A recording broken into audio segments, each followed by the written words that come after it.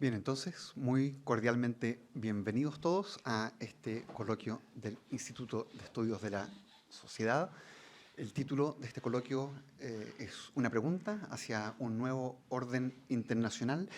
No es un coloquio a propósito de la nueva política arancelaria de Estados Unidos, estaba programado desde antes, pero naturalmente es especialmente pertinente, aunque ese aspecto del nuevo orden internacional queda en suspenso por 90 días, según nos hemos enterado. Entonces, si bien estos nuevos aranceles eventualmente llegarán a ser parte de nuestra conversación, no es el foco principal, hay un marco más amplio que nos interesa explorar y para eso tenemos a tres excelentes panelistas acompañándonos hoy. Karin Ebensberger, periodista, magíster en ciencia política y, en fin, comentadora de política internacional en la televisión chilena por largos años. Juan Ignacio Brito, periodista también, magíster en relaciones internacionales, columnista en La Tercera.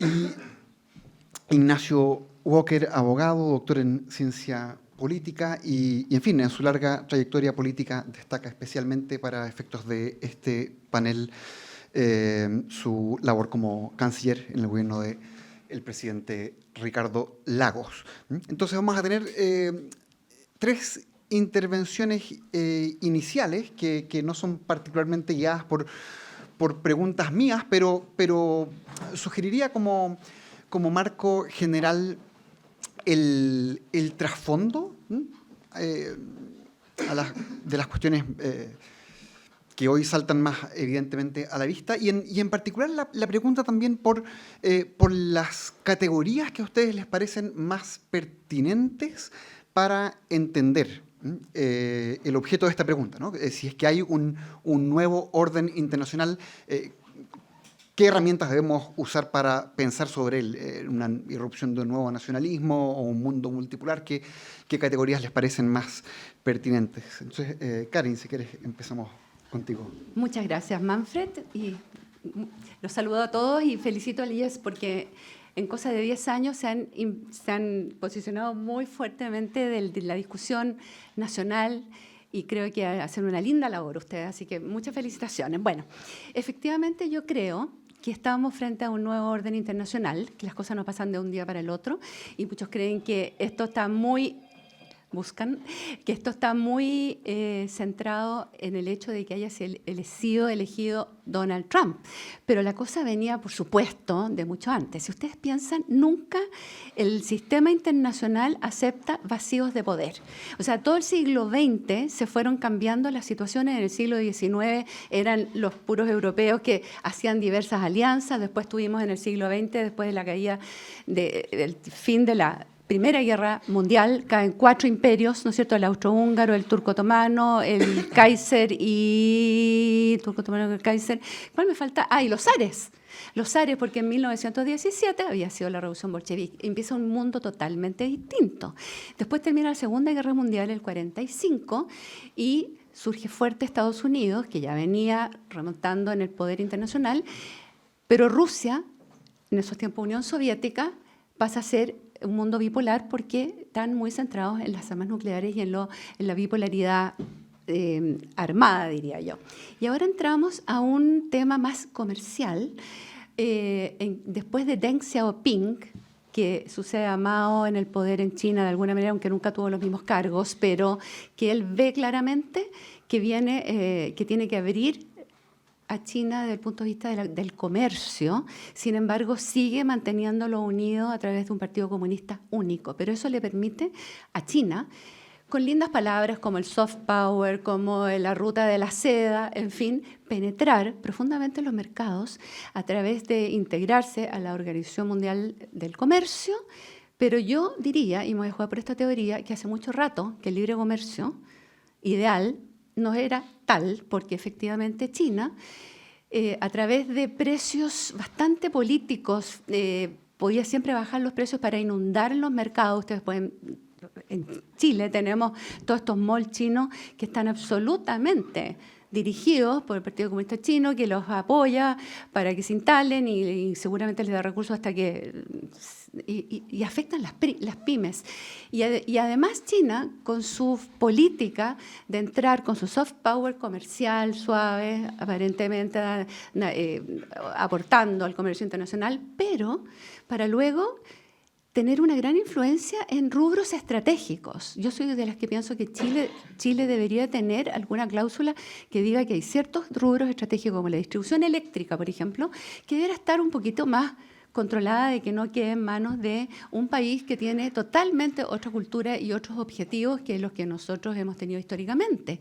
También cometimos el error porque se suele siempre pensar en términos comerciales y económicos. Es una cosa que yo entiendo que Occidente está muy como desubicado, porque piensen ustedes que en el gobierno anterior estuvimos a punto de darle el registro civil a China porque cobraba más barato para organizarlo, en circunstancias que hoy en día, en un mundo en que el insumo principal es la información, no podía ser que hiciéramos una cosa así. Gracias a Dios se dieron cuenta a tiempo y ya. Pero a lo que voy, eso solo demuestra que estamos viendo todo solamente desde un punto de vista comercial, económico, que es muy importante, pero también Occidente representa algo que debe ser defendido. Occidente es la única cultura actualmente que tiene realmente un Estado de Derecho, un lugar donde el ser humano vale más que el Estado está al servicio del ser humano y no al revés, en que haya estado rule of law, como dicen los anglosajones, o sea, el imperio de la ley y del derecho. Vamos a caer luego seguramente en Trump, que no me gusta nada su estilo, no me gusta nada su mala educación, pero tiró el mantel. De alguna manera dijo, aquí tienen que cambiar las cosas. Occidente se rige mucho más por las reglas del libre comercio que el caso particular de China, y también Europa subvenciona mucho, además estaba acostumbrado a ser mantenido desde el punto de vista militar. 2/3 de la OTAN lo paga Estados Unidos, que tiene 360 millones de habitantes, mientras la Unión Europea tiene 450 millones y no se hace cargo de su propia defensa y circunstancias, que la mayoría de estos conflictos que ha tenido que apoyar Estados Unidos en defensa de Europa ocurren más bien en Europa que cerca de Estados Unidos. Entonces, a lo que voy. Es muy interesante lo que está pasando porque estamos frente a un mundo multipolar en que peligrosamente se está acercando, además, por las sanciones, Rusia, porque claro, invadió Ucrania, merecían sanciones, pero hay que pensar en el largo plazo. Lo estaban empujando hacia China, y si se alían China con Rusia, es complicado para Occidente. Todo lo que se llama la gran masa euroasiática quedaría muy fuertemente influido por estos dos países, por estas dos potencias. Y Europa, sin reaccionar, sin tomar su propia defensa y sobre todo sin defender su estilo de vida realmente. Entonces yo tengo ahí una preocupación grande. Trump ha venido a tirar, como les digo, el mantel. No me gustan para nada sus métodos, su estilo, lo encuentro atroz. Pero, sin embargo, es interesante lo que está pasando en el mundo, y no quiero tomarme tanto rato en la palabra, pero es interesante cómo se están acomodando las cosas distinto, en otra forma. Y lo más interesante que a mí me parece es que se está conversando con Rusia, dependiendo de qué se acuerde. No estoy de acuerdo de darle cualquier cosa, si está en falta Rusia con la forma como ha tratado a Ucrania, pero al mismo tiempo no podía ser que se acercara tanto a China. Piensen que durante toda la Guerra Fría, teniendo gobiernos comunistas, nunca los comunistas de Lenin se vinieron con los de Mao, porque teóricamente son rivales China y Rusia históricamente, y sin embargo ahora se estaban uniendo. Todo eso es interesante de verlo macro. Llego hasta aquí por el momento. Muy bien, gracias. Ignacio. Bueno, muchas gracias, Manfred, por la invitación, y gracias a todos y a todas por su asistencia. El tema es bien importante, y la pregunta que se nos está planteando es bien de fondo, ¿no? Si acaso está surgiendo un nuevo orden internacional. Yo voy a sugerir que a lo mejor lo que está surgiendo es un nuevo desorden internacional, ¿ah? Y eso es lo que quisiera tratar en estos breves minutos. Quiero partir con una cita que dice lo siguiente, comillas: el viejo mundo está muriendo y el nuevo mundo tarda en aparecer. y en este claroscuro surgen los monstruos. ¿Cuáles son los monstruos de esta transición que estamos viviendo desde algo y hacia algo? Esta cita es de Gramsci, de Antonio Gramsci, un pensador político italiano que escribe en los años 30, en la Italia en que surge el fascismo. ¿Y por qué digo esto? Porque si uno mira a los analistas, uno tiene que ser selectivo hoy día en cuanto a los analistas que sigue, porque yo me meto en YouTube 1 hora y media al día, eso es lo que hago como práctica, y la verdad es que uno tiene que ser selectivo. Yo les recomiendo a Fareed Zakaria, que es un gran analista de CNN, del Washington Post, y el columnista del New York Times, Thomas Friedman, que son realmente excepcionales, a mi juicio, tratando de descifrar, desentrañar qué es lo que está ocurriendo. Bueno, ¿por qué digo esto de los años 30? Gramsci es un pensador marxista, está surgiendo en Italia el fascismo, después en Alemania el nazismo, es el periodo entre guerras, porque si uno mira a estos analistas hoy día, todas las imágenes que surgen son de una referencia a los años 30. Un retroceso de 100 años, en el aspecto comercial evidentemente, el proteccionismo, vamos a decir algo sobre eso. Pero hay algo mucho más profundo en lo de Gramsci, en los años 30 en Europa, ¿no? Que lo que hay en los años 30 en Europa es la crisis del liberalismo. Eso es lo que hay, ¿no? Un grave cuestionamiento de la democracia liberal, ¿no? La República de Weimar en Alemania, la Tercera República en Francia, el surgimiento del totalitarismo nazi, fascista, estalinista. Pero en Europa, en Occidente, Franco en España, Salazar en Portugal, hay un cuestionamiento del liberalismo. Hay un cuestionamiento de la democracia liberal, que está en crisis en los años 30, y hay un cuestionamiento del capitalismo liberal, que está en crisis en los años 30, ¿no? El crash del 29, que da cuenta, ¿no es cierto?, de una situación muy crítica en la economía internacional. Entonces, en el fondo, lo que hay en los años 30, en Europa, pero también en América Latina, es el cuestionamiento de la democracia liberal y, por lo tanto, la democracia iliberal, ¿no? Esta illiberal democracy, que hoy día se ha hecho tan conocida, es difícil la traducción al español. Hablemos de democracia iliberal, pero es lo contrario a la democracia liberal. Eso es lo que había en Europa en los años 30, ¿no?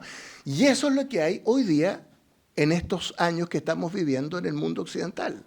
El término es de Fareed Zakaria, 1997, que acuña el concepto de illiberal democracy, ¿no? Y lo toma quien, Viktor Orbán, en Hungría, ¿no? Que es el actual primer ministro desde hace 15 años, que es una persona que hace suyo el concepto de democracia iliberal, lo representa, lo refleja, ¿no? Y que da cuenta de un diagnóstico en el sentido de que en Occidente el liberalismo da muestra de una gran debilidad, la democracia liberal de una gran debilidad. Y el capitalismo liberal, hoy día hay un cuestionamiento del capitalismo liberal. Lo que estamos viendo en torno a la guerra arancelaria es el paso del capitalismo liberal al capitalismo mercantilista. ¿Qué es el capitalismo mercantilista? El proteccionismo. Eso fue lo que rigió en el mundo del siglo XV al XVIII, ¿no? El capitalismo liberal, como lo conocemos, viene desde fines del siglo XVIII, de Adam Smith, etc. Entonces, ¿se fijan o no? Aquí hay un tema muy profundo que tenemos que dilucidar, ¿no? En cuanto a cómo emerge la democracia iliberal frente a la democracia liberal, que es lo que hemos conocido en Occidente, y cómo surge el capitalismo mercantilista frente al capitalismo liberal. O sea, hay un gran cuestionamiento del liberalismo, no desde la China comunista o Vietnam o Corea del Norte, desde sectores, ¿no es cierto?, que emergen en Europa, en Estados Unidos, ¿no?, que son depositarios y que personifican este concepto de democracia iliberal. Bueno, Donald Trump es el guaripola de este movimiento, pero ¿quiénes son sus exponentes en Europa? Viktor Orbán en Hungría, ¿no? Marine Le Pen en Francia, Giorgia Meloni en Italia, Alice Weidel en Alemania, ¿no?, la extrema derecha alemana, Nigel Farage en el Reino Unido, que fue el artífice del Brexit, ¿no es cierto? El mismo año que fuera elegido Donald Trump en Estados Unidos estaba Nigel Farage y el triunfo del Brexit en Inglaterra, ¿no? Y Abascal en Vox en España. Entonces, yo creo que lo que estamos viendo en estos monstruos que emergen y que reemergen, más que la amenaza de la China comunista, para ser franco, Corea del Norte, es esta oleada ultraderechista que recorre el mundo y que tiene sucursales también en América Latina, ¿no?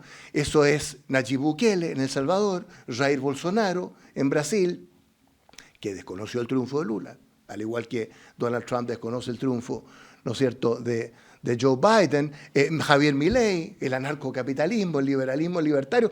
Eso es lo que estamos viviendo, creo yo, en esta transición, ¿no?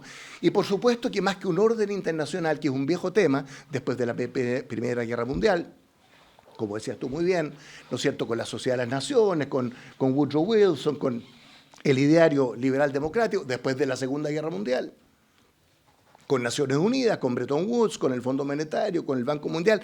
Y termino con esto en esta introducción.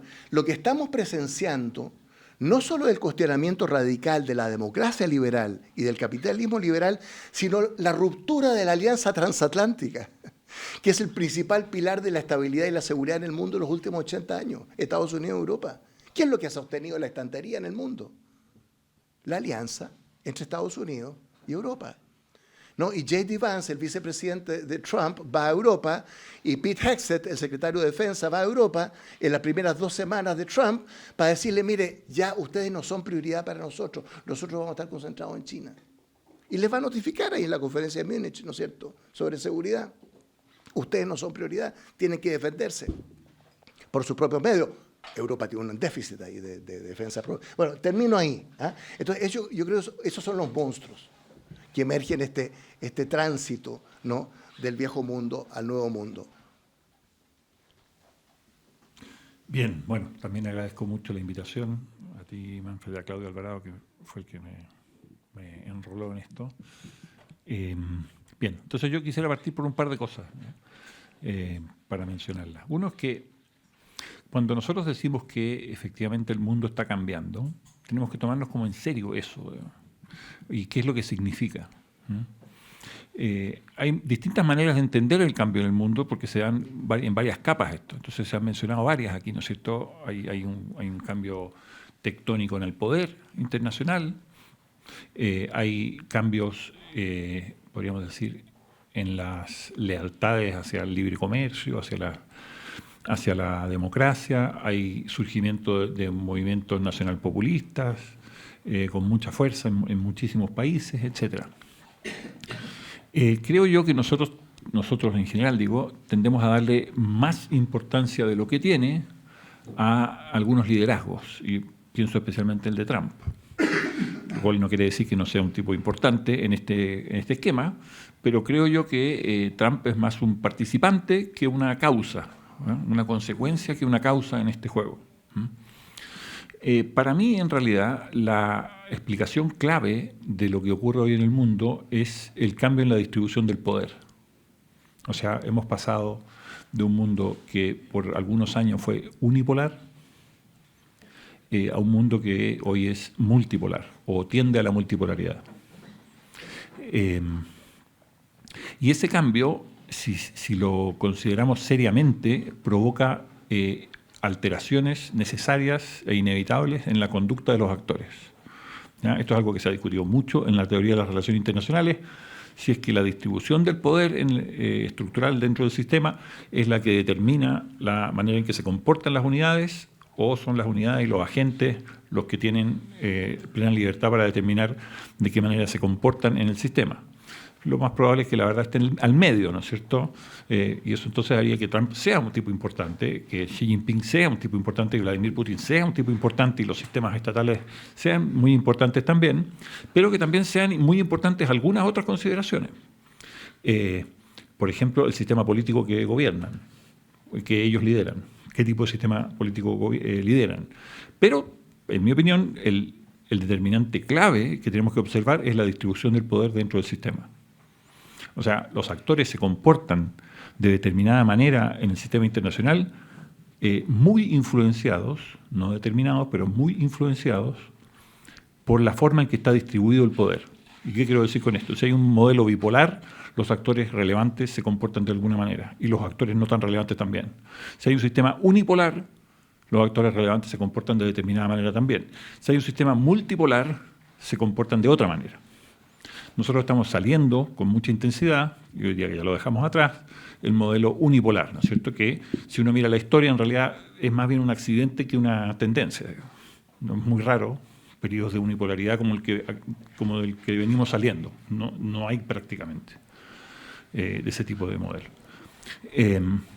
Y habría que preguntarse entonces si es que lo que acompañó a ese modelo unipolar, que fue el orden liberal internacional en plena fuerza, o sea, desde el fin de la Guerra Fría hasta 2016, por ponerle una fecha, que sería la entrada en escena firmemente de Donald Trump, es producto o es consecuencia o está gravemente influenciado por ese ordenamiento del sistema internacional unipolar o no. Mi impresión es que hay una estrecha relación entre unipolaridad y orden liberal internacional, que son indistinguibles en muchos aspectos. Y por supuesto la unipolaridad es liderada por Estados Unidos, que es la potencia liberal por excelencia, ¿cierto? Y es un proyecto, el que despliega Estados Unidos, que es un proyecto que surge inicialmente, embrionariamente, después de la Primera Guerra Mundial, con Woodrow Wilson, que se mencionó acá, se consolida de verdad en Estados Unidos, porque en realidad inicialmente fracasa en Estados Unidos. Los propios norteamericanos rechazan integrarse al orden mundial después de la Primera Guerra Mundial, prefieren una salida aislacionista. Luego, después de la Segunda Guerra Mundial, sí Estados Unidos pone los dos pies dentro del mundo, pero tiene un obstáculo obvio, ¿no es cierto?, que es la Unión Soviética al frente. Entonces eso hace que el despliegue del orden liberal internacional no sea completo, sea más bien limitado a Occidente que a sus aliados. Pero tiene éxitos rotundos ese orden liberal internacional, como es la democratización de Japón y Alemania, que hasta entonces no habían sido nunca potencias democráticas. Pero se despliega ya de frentón y se ratifica después del fin de la Guerra Fría, o con el fin de la Guerra Fría. Y en ese momento se ratifica y se despliega, creo yo, porque hay una potencia unipolar que es capaz de desplegarlo. Ahora, si es que efectivamente estamos avanzando o retrocediendo, como ustedes quieran, a un orden multipolar, eso significa que si seguimos la lógica, los actores van a comportarse de otra manera, porque ya el escenario, la cancha en la que están jugando, ha variado. Si eso ha variado, no tendría nada de raro que el orden liberal internacional se fracturara, ¿no es cierto? Porque si consideramos que el orden liberal internacional dependía de la unipolaridad y del empuje norteamericano principalmente, bueno, entonces ahora ya no es así. En algún minuto pareció que íbamos a lo que se llamaba una era de la convergencia, ¿no es cierto? La era de la convergencia, mira, todos íbamos a ser democráticos, todos íbamos a ser libre mercadistas, todos íbamos a ser liberal progresistas, digamos. Y eso fue la impresión que le dio a Francis Fukuyama el año 89 cuando escribió su famoso ensayo El fin de la historia. Todos vamos para allá. La historia tiene una dirección clara, que es el progreso, y el progreso es la democracia, y la democracia supone el fin de la historia. No hay otro sistema que tenga legitimidad ni validez. Y eso ya no es así, obviamente, ¿no es cierto? Lo que tenemos es una era de la divergencia. Tenemos distintos modelos políticos, distintas potencias, distintos modelos económicos, disputándose de alguna forma en el sistema, sin ninguno que sea capaz de imponerse a otro. Y eso es lo que hace la multipolaridad, ¿no es cierto? La multipolaridad es un conjunto de actores, ninguno de los cuales logra imponerse al otro. Y por eso coexisten. Ahora, esa convivencia típicamente ha sido una convivencia rocosa, digamos, difícil, complicada, llena de rivalidades, traiciones, etcétera, cosas así. Y en eso estamos entrando, creo yo. Ahora, eso no significa que sea un desorden. O sea, el sistema del balance de poder, que a mí me da la impresión que es el que estamos entrando, es el que regula las relaciones y genera un orden dentro de un sistema multipolar. Lo que ocurre es que hoy estamos entrando a ese mundo, me da la impresión a mí, y lo que está pasando es que todo el mundo está pegando codazos, ¿no es cierto? Estamos en la etapa de los codazos. Y estamos viendo en primera línea, y en primera fila, y en vivo e indirecto, lo desagradable que eso es, lo rudo que eso es, lo peligroso que puede ser también. Así que yo creo que estamos efectivamente en un cambio de época. Pero, insisto, creo yo, la manera de interpretarlo tiene que ser completa. O sea, no me puedo quedar con un pedazo y tampoco puedo tener falta de realismo y creer que lo que yo deseo, porque me cae muy mal Trump, es lo que comanda el análisis. O sea, el análisis, o nos fijamos en la realidad de lo que está pasando estrictamente, o vamos a tener un mal análisis y nos vamos a dejar llevar por nuestros gustos y el sabor de la guata, ¿no es cierto?, por nuestras emociones. Y creo yo que hay mucho de eso en el análisis que uno escucha cada rato. Bien. Bueno, con eso ha salido ya un elenco de hilos para ir tirando. Tenemos, en fin, una serie de actores sobre los que podemos ir volviendo a lo largo de la conversación. También tenemos, parece, dos momentos del orden que vamos dejando atrás, ¿no? Porque al aludir a ese orden, tú hablabas ahora de el fin de la Guerra Fría como un hito decisivo, pero muchas veces pensamos en el orden que dejamos atrás como el orden construido después de la Segunda Guerra, ¿no? Y ahí hay dos momentos distintos. Y tal vez para darle una vuelta más al trasfondo, podrían tocar este punto, ¿no? Si ven alguna diferencia, algún quiebre decisivo entre esos dos momentos que augure luego, ¿no?, la desaparición de ese orden que en algún sentido fue de 80 años, en otro sentido fue de dos bloques, ¿no? No sé, Juan Ignacio, si quieres continuar tú mismo primero. Bueno, naturalmente, el proyecto del orden liberal es un proyecto antiguo, ¿no es cierto? Estamos hablando tan antiguo como el liberalismo, ¿no es cierto? O sea, Kant, el que escribe en el Tratado de la Paz Perpetua, dice, mira, aquí tiene que haber un orden basado en repúblicas, eso nos va a garantizar la paz, etcétera, y cosas así. Entonces, la aplicación práctica de esto depende de que haya una distribución de poder favorable para ello. Esa es mi tesis, ¿no es cierto? O sea, sin una potencia que impulse esto que se queda en el libro de Kant. Y esa potencia emerge a principios del siglo XX, que es Estados Unidos. Estados Unidos es una potencia particular, es una potencia con contenido, ¿ya? O sea, es un país que tiene un mensaje universal y que cree que su modelo es, ellos mismos lo han dicho, hay una famosa, si uno va, no sé, pues a Massachusetts, a cualquier lado, está lleno de calles Winthrop, ¿no es cierto? Entonces John Winthrop fue el primer gobernador de Massachusetts, era uno de estos puritanos que venían en un barco y en camino desde Inglaterra a Estados Unidos, o a América, digamos, él pronuncia un discurso y dice, nosotros vamos a ser la luz sobre la colina, ¿no? Vamos a ser un faro que guíe y al cual nosotros vamos a fundar la Nueva Jerusalén, a eso vamos a América, a fundar la Nueva Jerusalén, y vamos a ser una sociedad que inspire y guíe. Eso está muy metido en el ADN norteamericano y en muchas escuelas y muchas tradiciones de política exterior norteamericana. Y eso explota, digamos, entre comillas, en el siglo XX. Y se consolida como un proyecto ya con el apoyo del Estado norteamericano, porque, insisto, el primer esfuerzo del de Wilson fracasa. Cuando Wilson vuelve de Versalles, de París, trata de vender al Senado el acuerdo de Versalles, ¿no es cierto?, y el Senado se lo rechaza. Y Estados Unidos no se integra a la Liga de las Naciones. Estados Unidos prefiere aislarse, quedarse en su frontera. Entonces, después del 45, efectivamente Estados Unidos adquiere esa vocación global y ahora es, sin duda, la superpotencia. No cabe ninguna duda, ¿no es cierto? Ahora, el problema de este proyecto es que se le pone al frente otro proyecto con vocación universalista, que también está liderado por una superpotencia. Entonces, eso configura una distribución de poder bipolar. Y la bipolaridad es absoluta en este caso porque los proyectos son radicalmente opuestos y cada cual empuja por su proyecto. Hasta que esa contradicción se resuelve. Se resuelve en la década de los 80, digamos, y termina derrumbándose uno de los polos y queda en pie el otro.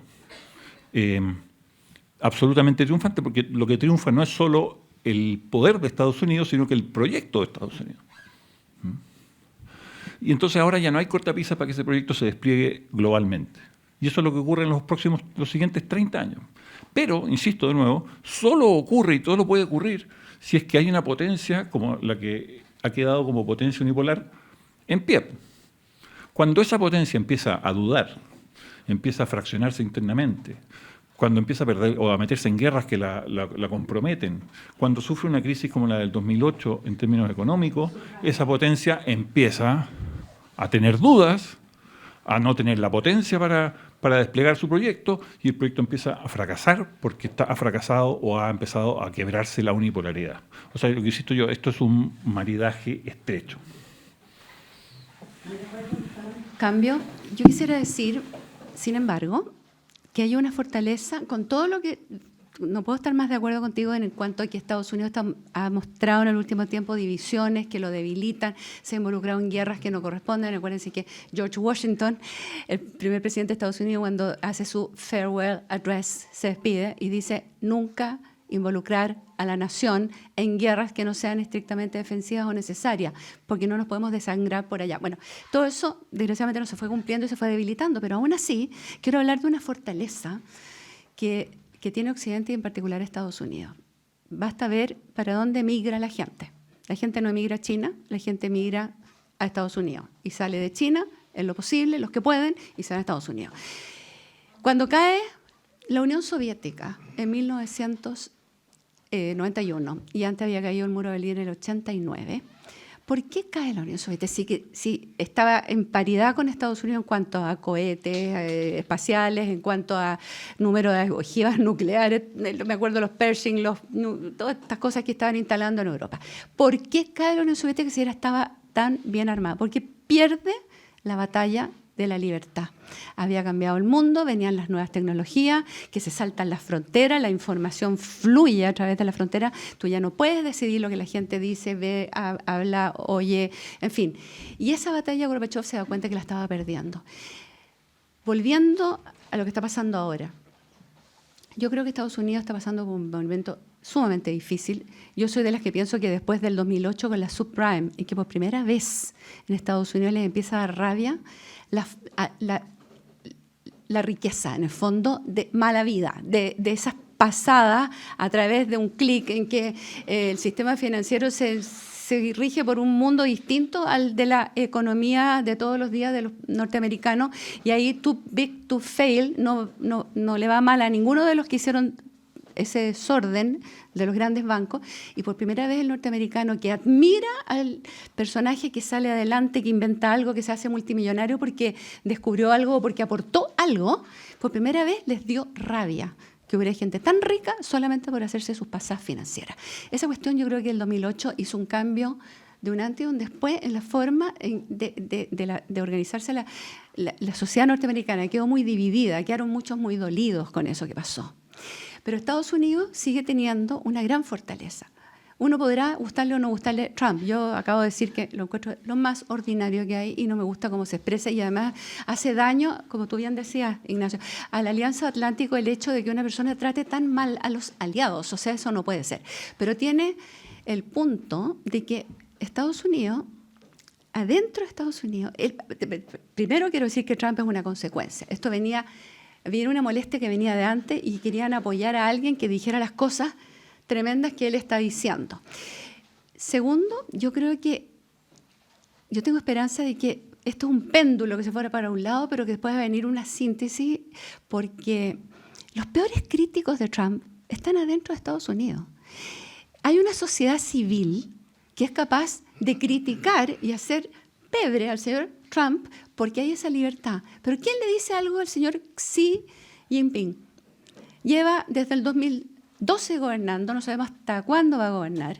Y esa batalla de la libertad la tiene ganada Estados Unidos. Esto es un momento muy difícil en la historia de Estados Unidos y de Occidente, sin duda, porque, claro, como bien tú decías, Juan Ignacio, se relajó la cosa, el bienestar trae también la pereza, la incapacidad de defender su propio modo de vida, pero de repente se dieron cuenta que la cosa significaba de nuevo volver a valorarse, y estamos cayendo en un extremo con Trump, pero yo tengo la esperanza de que viene de nuevo un mundo más equilibrado. Miren, la democracia es a lo que aspiramos, pero al mismo tiempo suele tener un mal delivery, en el sentido de que es mucho más fácil gobernar como Xi Jinping en que toma las decisiones solito. En Estados Unidos es muy difícil organizarse porque hay opiniones para todo, pero finalmente esa es la gran fortaleza.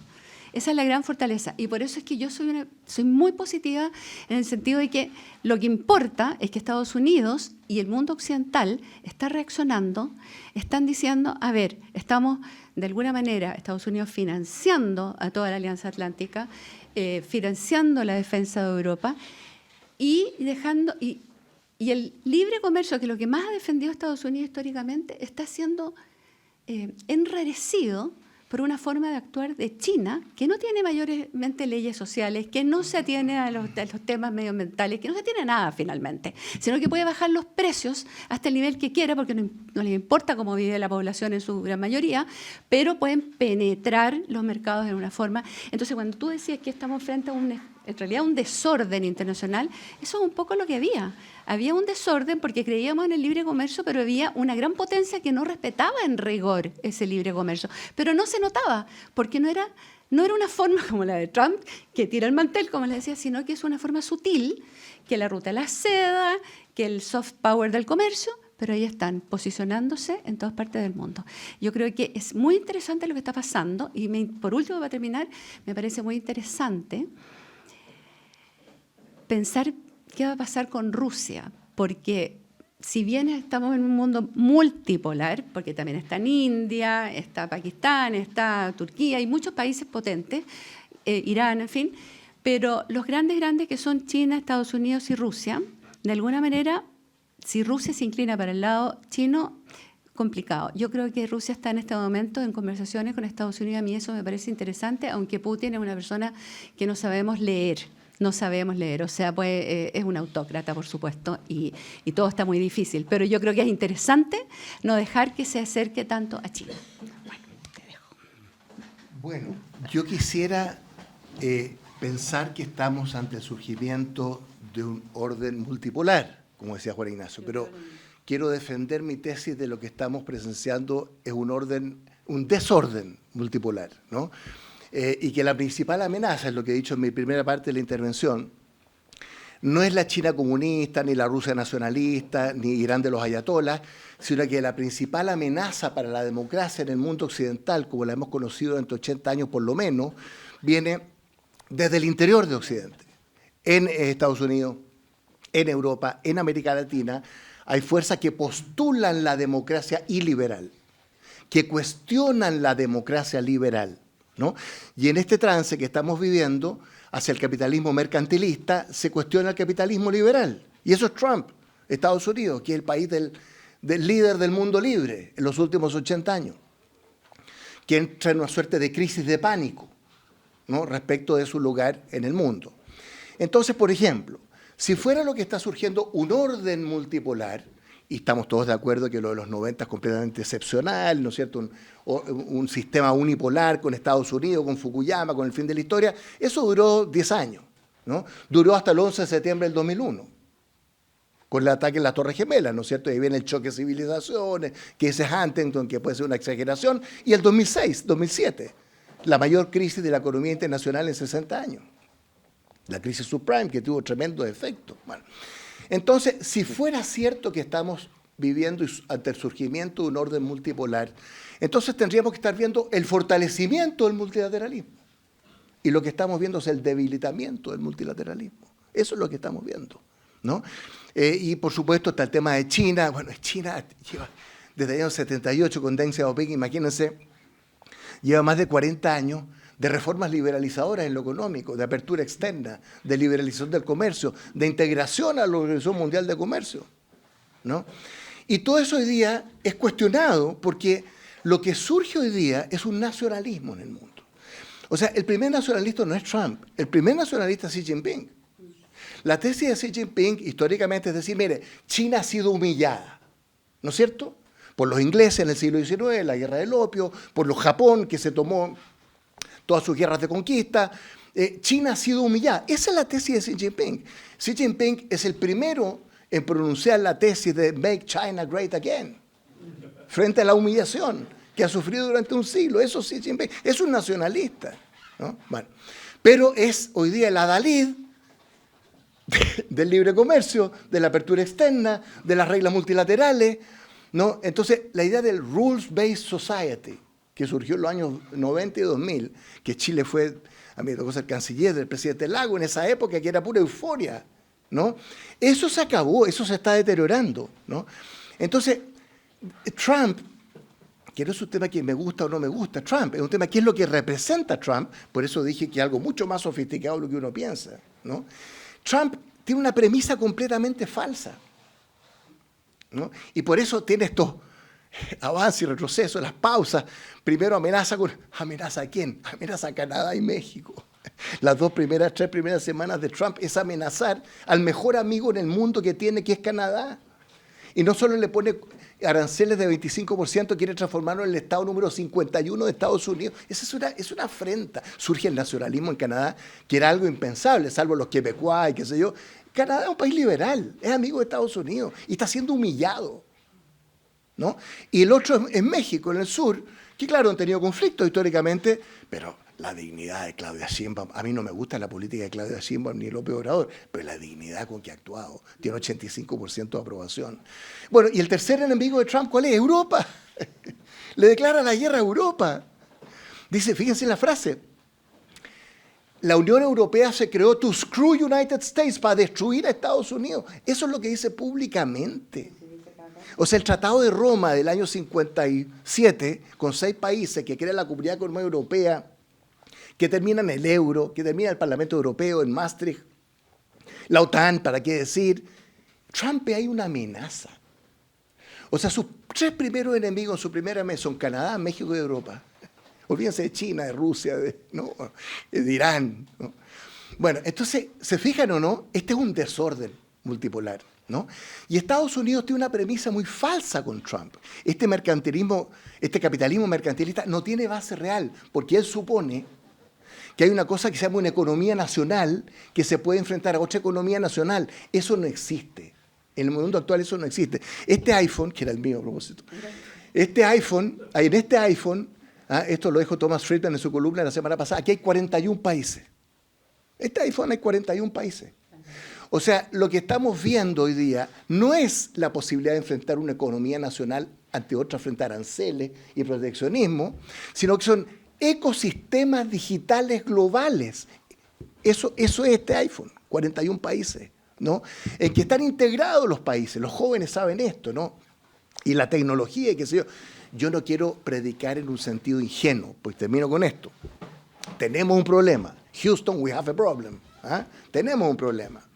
Y es que efectivamente hay 2 potencias hegemónicas, y esto es una vieja historia desde Atenas y Esparta, ¿no? siglo V antes de Cristo, hay 2 potencias, una establecida, la Pax Americana, Estados Unidos, y una emergente que cuestiona, China, ¿no es cierto?, que se enfrentan, ¿no?, por su predominio en el mundo, toda una vieja historia.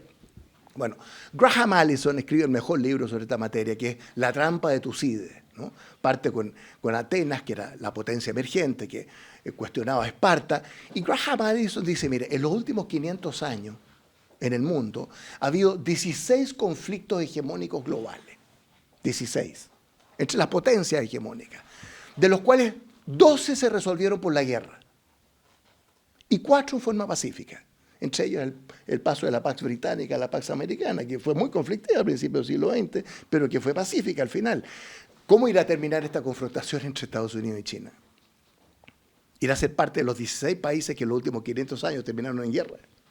¿Potencia hegemónica? ¿O entre los 4 países que terminaron, ¿no es cierto?, pacíficamente? Bueno, termino con esto. Claro, ¿quién es Trump? Hay mucha literatura sobre cómo los tipos de liderazgo y personalidad de los líderes definen la política, ¿no? Entonces algunos dicen Trump es un egocéntrico, narcisista, megalomaníaco, macho alfa, misógino, ¿ya? Y entonces ese tipo de liderazgo produce esta patear el tablero, porque Trump se quiere entender con los strong men. Y él efectivamente se entiende muy bien con Putin. Tiene una afinidad. Y con Xi Jinping, no se equivoquen, él personalmente admira a Xi Jinping. Porque así admira a la gente que controla la situación, ¿no? Y admira a Kim Jong-un en Corea, Rocket Man, ¿se acuerdan o no? Gozó cuando pisó ahí Corea del Norte. Ese es Trump. Entonces, pero los monstruos no son una persona.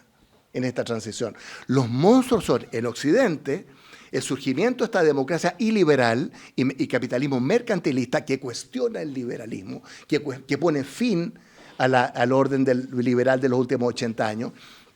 Y esta pugna hegemónica entre China y Estados Unidos, y termino con esto, se dice bien, yo creo, que Trump es una persona transaccional, ¿no? Él es un real estate businessman, ¿ok? ¿Han visto The Apprentice? Es que si no han visto esa película no entienden a Trump. Tienen que ver esa película. Creo que está en Netflix o no sé dónde. The Apprentice, aquí hay que verla. El Trump empresario, ¿ah? Que tenía un mentor que se llama Cohen, Ron Cohen. Termino con esto. Entonces, como es la tesis G, ¿no es cierto? Como Trump crea una política transaccional como real estate manager, businessman, en que todo se vende, se compra, se transa, ¿no es cierto? Entonces lo que está haciendo es blufeando en este gallito con China, ¿no es cierto? Hoy día vamos en 125% de arancel, hoy día. Partió con 10 más 10, ¿se acuerdan? 20. ¿Ah? ¿Subió? Ah, es que vi la noticia hace 2 horas nomás.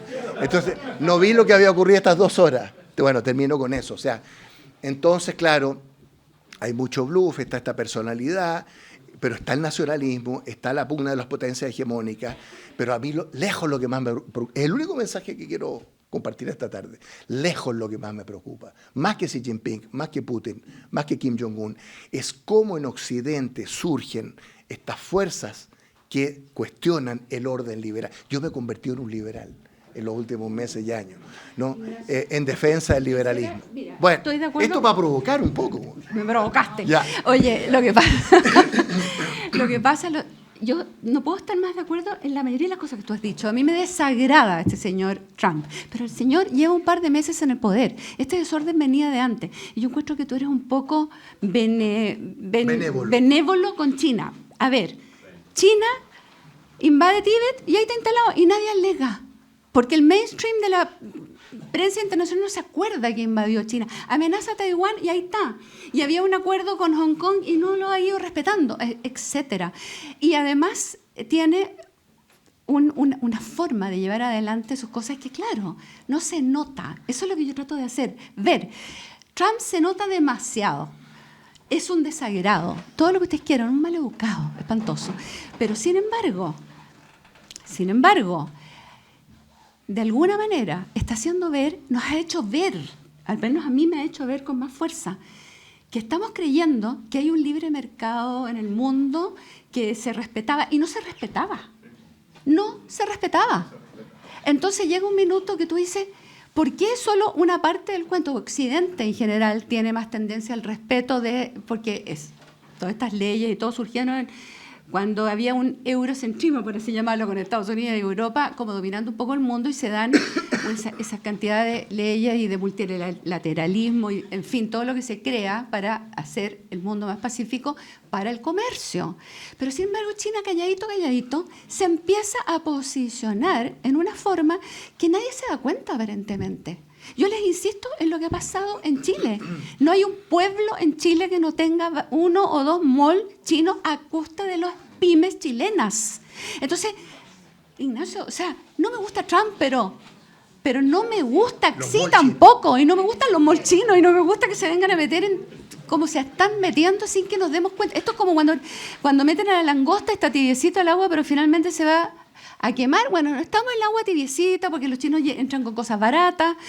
Pero, hello, o sea, no podemos que un país que tiene ese tipo de gobierno se entronice en el mundo como la gran potencia y todos los demás como pensando que el comercio es lo más importante. El comercio es muy importante, pero no es lo más importante. Nosotros tenemos una cultura occidental que defender, que no es la China. Eso es lo que yo pienso. Conectando con eso, claro, hay un riesgo de ser muy benevolentes con China y con otras potencias también, pero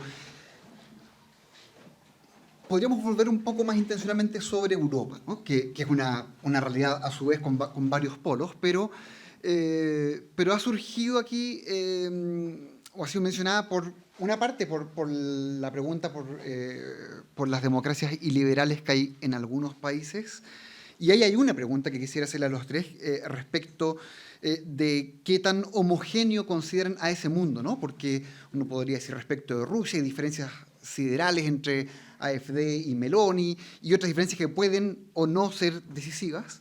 Ese es un género de pregunta, ¿no? La pregunta por qué tan homogénea es la derecha demócrata y liberal europea, digamos.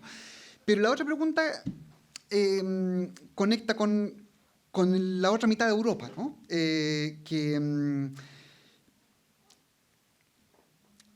Vincularía con dos cosas que salieron aquí, ¿no? Mencionaste en tu primera intervención, Karen, el hecho de que la naturaleza le tiene horror al vacío, digamos, o no hay vacíos de poder sostenibles en el tiempo. Y tú, Ignacio, hablabas de Estados Unidos como una potencia con misión, ¿no? Y uno puede decir que Europa llega a un tiempo, al parecer, siendo una potencia, si es que sin misión, ¿no? Y en fin, cómo se conjugan estas distintas cosas y cómo contribuyen al desorden, cómo confirman que el desorden no es una novedad, sino algo que venimos arrastrando. No sé, quizás partes, Ignacio. Sí. Yo creo que uno no puede ser ingenuo respecto de China, pero no podemos demonizar a China. ¿Ok? Ese es mi balance, esa es mi filosofía, esa es mi doctrina. A ver, yo firmé el Tratado de Libre Comercio con China como canciller del presidente Lago el 2005, hace 20 años. Bueno, 6 rondas de negociación. El comercio bilateral Chile-China eran $5.000 millones. Hoy día son 50.000. Se multiplicó por 10. Yo no voy a demonizar a China, ¿no? Fíjense lo que pasó con Chile, con Estados Unidos esta semana. Nos pusieron un arancel de 10%. Bueno, Raúl Eduardo Sáez escribió un artículo maravilloso que dice arancel no de reciprocidad, sino que arancel trucho. ¿Por qué? Porque resulta que los bienes importados desde Estados Unidos a Chile entran con 0 arancel. ¿Me explico? Y los de Chile a Estados Unidos igual, porque tenemos un tratado de libre comercio, ¿no? Pero además hay superávit comercial en favor de Estados Unidos. O sea, dice Raúl Eduardo Sáez, tendría que haber subsidiado nuestras exportaciones de Estados Unidos si el concepto fuera reciprocidad. Esto se aplica a 90 países, across the board. Sí, pero... no, pero espérate, sí. Lo que yo quiero decir, y yo soy político, soy cientista político, no soy ingenuo, pero yo no quiero demonizar a China. Está bien. Porque los monstruos que Gramsci vio en los años 30, yo los estoy viendo en Occidente en estos años, ¿no? Entonces, en ese sentido, ¿es homogénea Europa? Evidentemente que no. Es muy heterogénea Europa. Ahora, Europa se está uniendo más que nunca antes. Más que nunca antes. Y en buena hora. Yo siempre estuve de acuerdo con Trump en su primera administración. Cuando les dijo a los europeos tienen que invertir más en su defensa, tiene toda la razón. Y la sigue teniendo, ¿no? Ahora, el gasto militar de Estados Unidos hoy día son $800.000 millones. El de China es 300.000. ¿Pero qué porcentaje de su PIB? Pero espérate, si ya, no te estoy atacando. No, sí sé. Quiero decir, no perdamos la... Mira, otro ejemplo.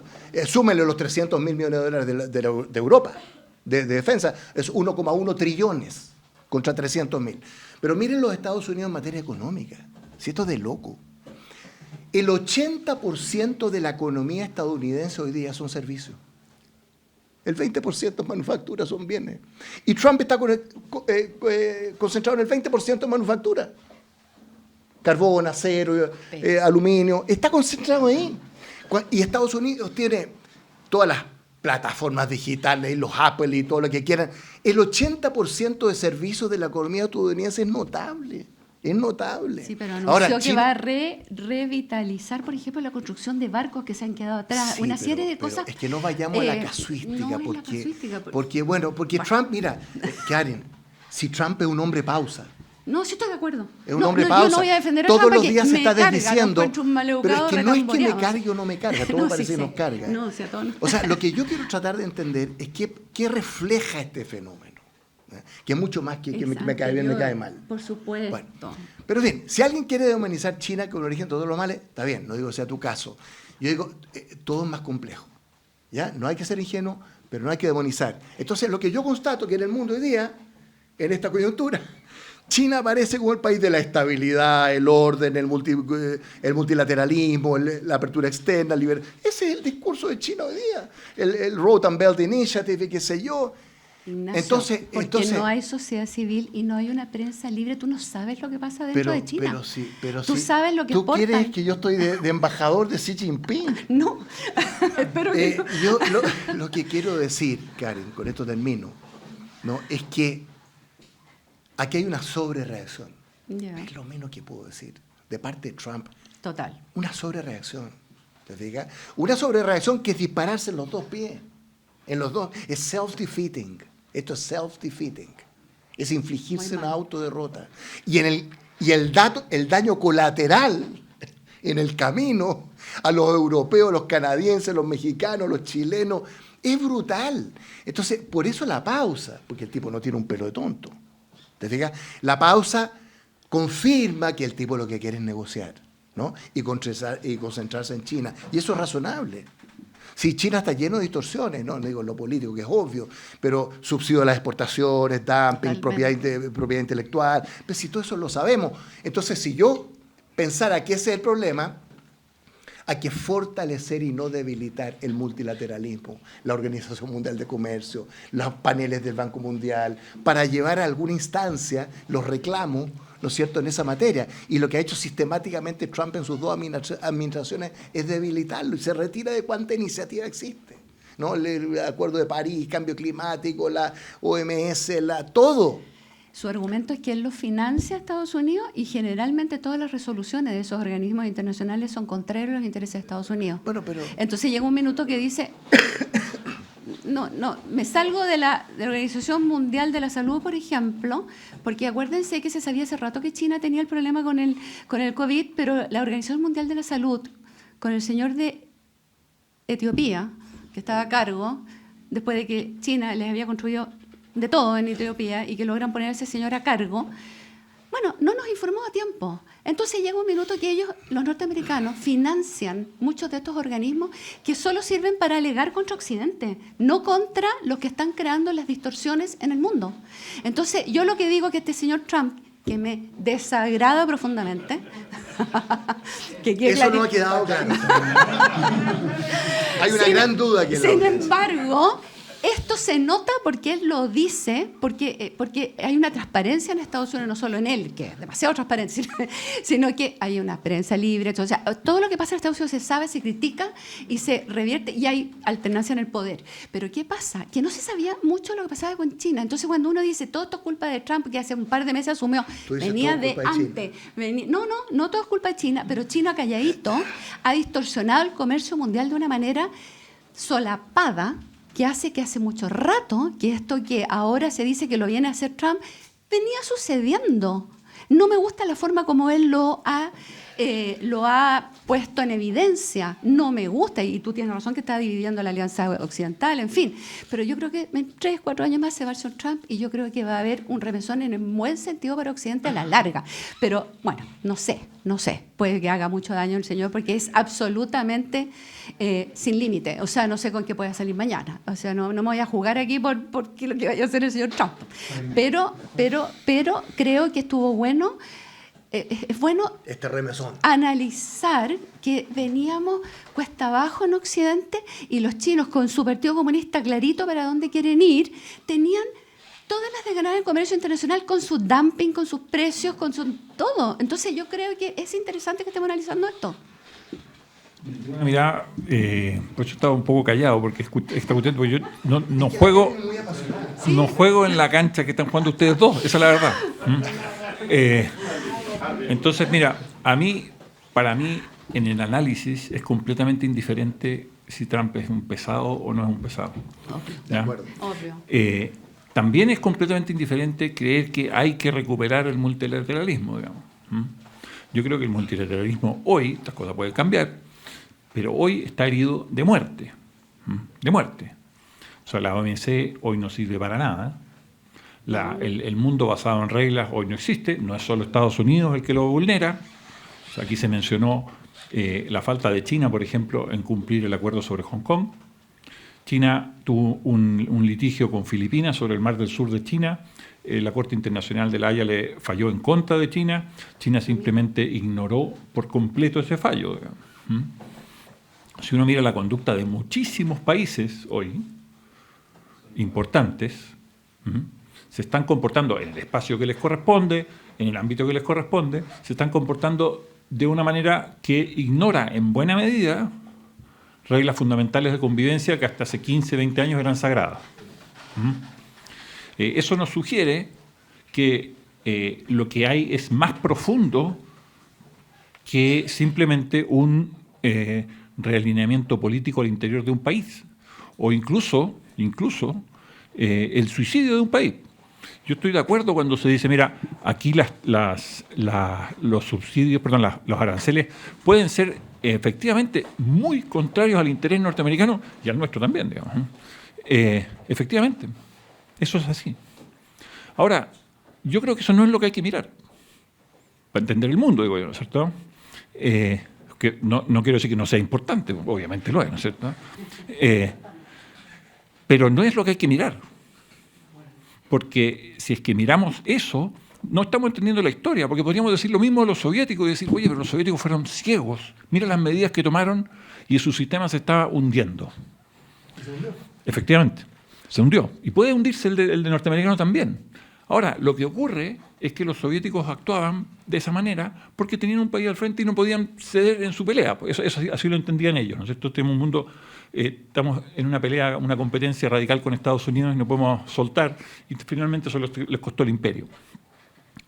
Lo que yo insisto aquí es que si nosotros nos tomamos en serio, pero en serio, que el mundo está cambiando, que la configuración del mundo está cambiando, las conductas de los actores son distintas y por eso muere el multilateralismo. La multipolaridad es exactamente lo contrario al multilateralismo. O sea, en la multipolaridad cada actor juega para sí, no juega para las reglas del sistema.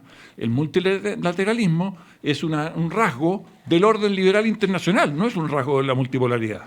No le podemos pedir a la multipolaridad que produzca multilateralismo, porque eso no está en las reglas del juego de la multipolaridad.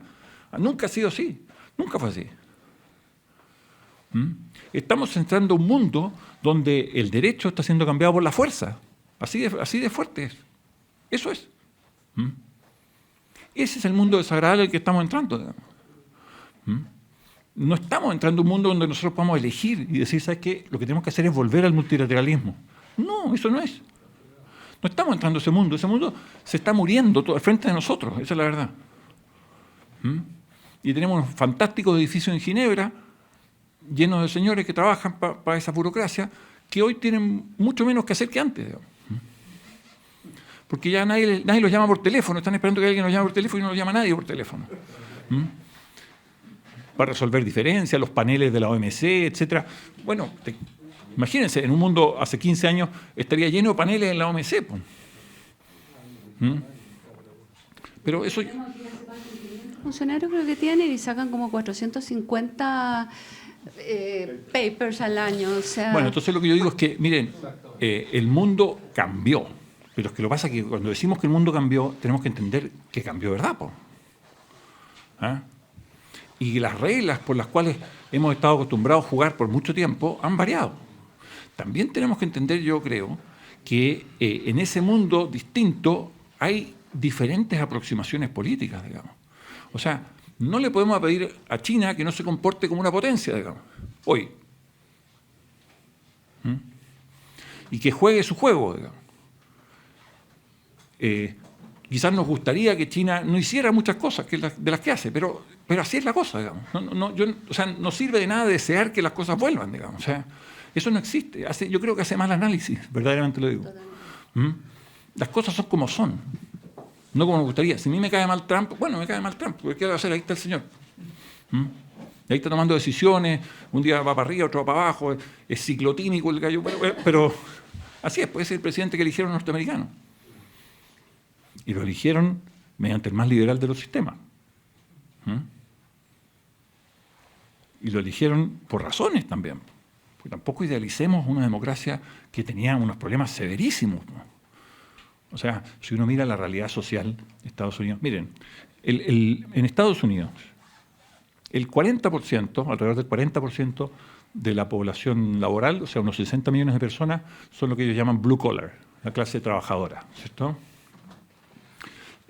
Esa clase trabajadora en Estados Unidos durante 30 años, o más incluso del año 89, no ha visto crecer su ingreso real. Mientras eso pasaba, el ingreso per cápita real de los norteamericanos ha pasado de $37.000 a $68.000. $66.000, perdón. ¿Ya? Eso significa, es obvio, que lo que ha pasado en Estados Unidos es que hay un sector muy relevante de la población, no la mayoría, pero un sector muy, muy relevante de la población, que básicamente ha visto cómo se le distancia el otro. Le toma una ventaja radical. Ahora, esto se traduce en cosas bien concretas y muy terribles. La población blanca norteamericana de clase trabajadora vive hoy, tiene una expectativa de vida 6 años menor que el promedio de la población norteamericana. En Estados Unidos mueren al año 105.000 personas por abuso de drogas. De esos 105.000 personas que mueren al año por abuso de drogas, 70% mueren por abuso de fentanilo. La prevalencia de la raza, del grupo, del segmento blanco de la clase trabajadora en ese ámbito es impresionante, digamos. Y eso es lo que explica que se estén muriendo. Las tasas de suicidio en Estados Unidos son mucho más altas en ese sector que en cualquier otro grupo étnico o social. Las tasas de monoparentalidad, mucho más altas. Las tasas de posibilidad de ir a la cárcel, mucho más altas. Más que incluso que la raza negra, digamos. Las tasas, o sea, ustedes miren el indicador social que ustedes quieran. Las tasas de desempleo largo. Por supuesto, la tasa de ingresos. Todos los indicadores sociales que ustedes busquen relevantes van a encontrar que hay una porción relevante, cerca del 40% de la población norteamericana, que viene sufriendo las consecuencias de la globalización, ¿para qué decir la desindustrialización?, en carne propia de una manera radical, y peor aún, mirando cómo los que antes estaban muy parecidos a ellos les han tomado una distancia sideral. Quisiera agregarte a eso, que es muy interesante. Perdón que interrumpa. Un segundo, a esto agréguenle que los únicos que no son considerados minoría de ninguna especie son justamente los que tú mencionas, los blancos trabajadores. En cambio, con este sistema woke que se había impuesto tan fuerte en Estados Unidos, cualquier minoría étnica, sexual, en fin, tenía hasta para entrar a la universidad cuotas. Entonces la democracia, que es la igualdad ante la ley, se estaba desvirtuando. Ahora, yo soy partidaria de que a la gente que se queda atrás y que le cuesta y que es débil, se lo apoye, pero no por su condición sexual, sino que por su debilidad, punto. Pero eso estaba... O sea, Kamala Harris era pro este mundo woke. Bueno, lo que digo yo es que al final de cuentas, eso... y esta gente es la que Hillary Clinton describió como una cesta de deplorables, ¿no es cierto?, en la campaña del 2016. ¿Se dan cuenta? Hay una cosa más que me gustaría decir, y ahora sí que me callo, es que efectivamente Trump estuvo en el 2016 al 2021, 2017 al 2021, pero entre medio estuvo Biden, digamos. Si uno mira la tendencia de Biden, en muchos aspectos, Biden ratifica algunas cosas, especialmente la relación con China, digamos. O sea, Biden no es tan diferente. Biden es el que le pone 100% de arancel, o sea, niveles trumpistas, ¿no es cierto?, de arancel a los autos chinos, eléctricos, a los autos eléctricos chinos. Biden ratifica los subsidios al acero que alimentan, el acero que alimenta la industria automovilística norteamericana, ¿no es cierto? Entonces, y Biden, por supuesto, mantiene una distancia radical respecto de China. Entonces, hay cosas que sugieren que incluso no estando Trump en el gobierno, el mundo avanza en un sentido, digamos. Quizás con Trump es obvio que se radicaliza todo porque tiene una actitudes radicales, ¿no es cierto? Pero esto es más profundo que eso. Es más profundo que eso. Ahora, colgándome de tu alusión a cómo un nuevo tipo de orden invita un nuevo tipo de actuación de parte de cada uno de los países, quería conducirlos, y esto ya para terminar, a la pregunta por el modo en que pueden conducirse países pequeños como el nuestro, ¿no? Que evidentemente es distinto del rango y el tipo de acción que está a su disposición. Antes, una pregunta relevante que uno, por supuesto, puede aplicar de modo especial al gobierno de turno y a la evaluación del gobierno de turno, pero también es una pregunta general para hacerse de modo abstracto, ¿no? No sé, Karin, si quieres comenzar tú. Yo diría que Chile tiene que flotar en este momento, no decir las cosas que ha dicho el presidente tan personales contra el presidente de Estados Unidos, pero estar muy atentos y diversificar. Buena cosa que el gobierno haya tomado la iniciativa de ir a la India, por ejemplo, eso está bueno. Está malo que digan cosas tan duras contra un señor que se va a ir en 3, 4 años más, cuando las relaciones son con Estados Unidos y no con la persona de Trump. Creo que Chile tiene que, tranquilo, negociar su tratado de libre comercio con Estados Unidos de la mejor forma posible, hacer ver que de parte de Chile se ha cumplido. Y yo creo que con paciencia y con mayor diversificación, Chile puede... Esto es duro, el 10% para nosotros es importante, pero tengo la esperanza de que si mantenemos la calma y si sabemos equilibrarnos, esto va a pasar. Estos extremos no se mantienen en el tiempo, yo pienso. ¿Qué crees tú, Ignacio? Bueno, ya que es la palabra final, como he dicho nuestro moderador, yo espero que haya quedado claro a estas alturas que Claudio Alvarado me invitó como provocador a esta reunión. Y espero haber cumplido con mi rol también. Bueno, sí. Y por supuesto hay cosas muy interesantes que han dicho Karen y Juan Ignacio. Tenemos un diagnóstico relativamente distinto. Yo leo entre líneas, porque creo que en eso los dos están de acuerdo, y en el fondo ellos dicen, me carga Trump, pero algo de razón tiene en muchas cosas, ¿no? Ese es un poquito el subtexto que yo leo. Y hay algo de trasfondo de decadencia de Occidente, de Estados Unidos y la amenaza de la China comunista. Bueno, entonces, yo tengo una visión relativamente distinta, ¿no? Creo que estos monstruos, que yo insinuaba en esta frase, ¿no es cierto?, de Gramsci, van también por otros lados. Y yo no soy ingenuo.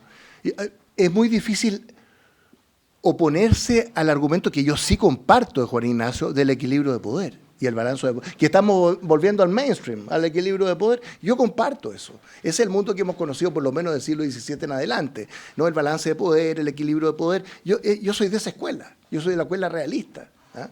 Para ver que no soy tan ingenuo. Bueno, entonces, ¿qué debe hacer Chile? Chile tiene que hacer lo que hizo el presidente Boric con 60 delegados la semana pasada, ir a la India. Eso es lo que tiene que hacer Chile. No casarse en esta confrontación y este gallito entre Estados Unidos y China, tener la mejor relación con ambos, como la tenemos. Es expectante la relación que tenemos con Estados Unidos y con China durante ya muchos años. Ese es un capital, ¿no? Y ver alternativas, pues.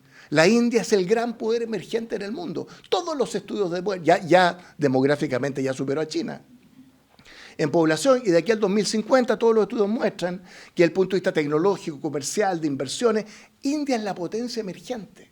Entonces, ¿qué es lo que tiene que hacer Chile? Viajes como ese, ¿ah?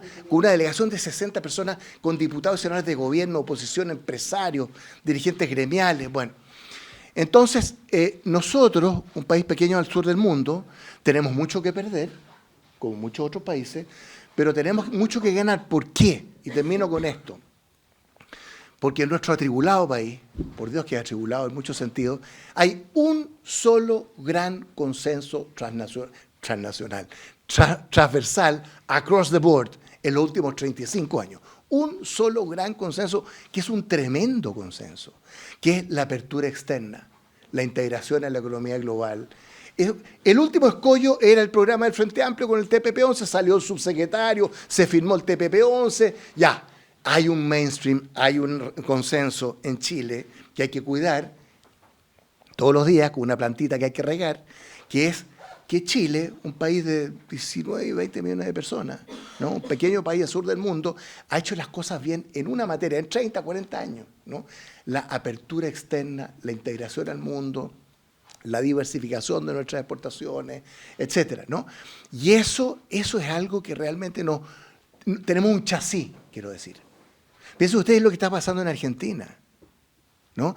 En Argentina, Milei en una cosa tiene razón, solo en una, ¿no? Y es que aquí ha habido 70 años de proteccionismo peronista en Argentina, ¿no? Alberto Fernández, a quien conozco mucho, la persona con quien compitió Milei, defendía el proteccionismo en sus debates en televisión. Y eso es lo que tiene liquidado Argentina hace 70 años, que cerró las puertas, ¿no? Que está protegido, ¿no? Y que se dispara en los dos pies y que tiene los problemas que hemos conocido. Entonces, tú me dices, ¿qué debiéramos hacer como país? Defender, profundizar, no al menos los laureles, este gran consenso en Chile, que es la apertura externa, ¿no? La liberalización del comercio, la integración a la economía global y las visitas a la India. Fíjense con Estados Unidos, tenemos un chasis importante. Tenemos tratado de libre comercio, tenemos acuerdo de protección de inversiones, tenemos tratado de doble tributación. O sea, desde el punto de vista bilateral, ahora ahí está el tema de cuánto vale el derecho. ¿Ah? Claro. Y tenemos 10% de arancel, que nos tocó de rebote. Pero en estas conversaciones que están habiendo, yo estoy seguro que eso puede tener arreglo, porque, insisto, los productos de Estados Unidos a Chile llegan con 0%, cero. Y tiene además superávit comercial. Entonces, yo creo que hay que perseverar. ¿Ah? Más IVA. Claro. Yo creo que hay que perseverar en una política exterior al servicio de una estrategia de desarrollo, ¿no? La mejor noticia Sí. es que la izquierda está defendiendo el libre mercado. Siempre Eso es lo que ha pasado. Aleluya. Esa es una gran noticia. Tremenda noticia. Juan Ignacio. Bien, yo creo que lo que nosotros tenemos que plantearnos seriamente, creo yo, es cuál es nuestro interés nacional. Y discutirlo de frentón, en un mundo cambiante. Naturalmente, lo que es Chile no va a variar la esencia, ¿no es cierto? Estoy de acuerdo que hay ventajas muy importantes en Chile. Creo yo que lo que ha dicho Ignacio es bastante cierto y cada vez más cierto, especialmente si escuchamos al presidente defendiendo el libre comercio, el sistema basado en reglas, etc. Pero también es cierto que ese mundo quizás que queremos promover ya no es, el mundo no va a ser tan benévolo con esa manera de entender, de insertarse en el mundo como la que tiene Chile. Esto yo creo que hay que discutirlo mucho. Yo no tengo la solución, ¿eh? Pero yo creo que sí es una cuestión que nosotros tenemos que discutir de verdad. O sea, el mundo está cambiando, nosotros no podemos seguir con la política exterior de hace 30 años, que yo no tengo ninguna duda que fue muy, muy exitosa. Pero nos pasaríamos de eso si somos lo único que mantiene todo abierto y todo el mundo empieza a cerrar, digamos, si pasara eso, digamos. Entonces, yo creo que hay que discutir bien qué es lo que está pasando en el mundo en Chile. Hay que planteárselo en serio, insisto. O sea, esto tiene consecuencias. No es que nosotros podamos decir, mira, nosotros seguimos como estábamos, creo yo. No me parece una solución realista. Pero tampoco volverse loco. O sea, Chile es lo que es, Chile ha tenido éxito en una senda, habrá que ver qué es lo que se puede rescatar de eso, pero tampoco actuar felizmente como si es que lo que está pasando allá afuera no fuera a tener consecuencias, que de hecho la estamos viendo, que tiene. Bien, muchas gracias a los tres por su participación en este interesante panel de una conversación que obviamente seguirá teniendo lugar y por lo pronto va a seguir teniendo lugar acompañada de algo para compartir atrás, así que muchas gracias a todos los que nos han acompañado hoy y pasamos para allá.